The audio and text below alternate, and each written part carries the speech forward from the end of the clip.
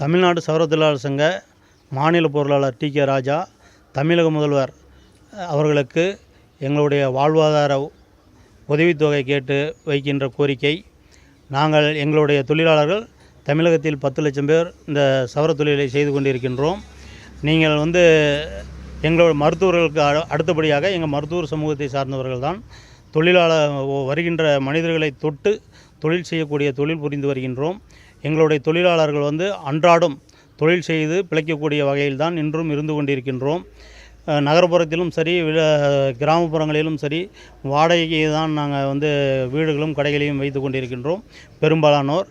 ஆகையால் எங்களுக்கு இந்த 24 நாட்கள் தொடர்ந்து நீங்கள் கடையடைப்பு உத்தரவு போட்டதினால் எங்களுக்கு வாழ்வாதாரத்தில் சாப்பாட்டுக்கே பெரும் பிரச்சனையாக இருக்கின்ற காரணத்தினால் எங்களுடைய ஒவ்வொரு குடும்பத்திற்கும் தலா 15,000 வழங்கிட முதல்வர் அவர்களை பணிவுடன் கேட்டுக்கொள்கிறோம்.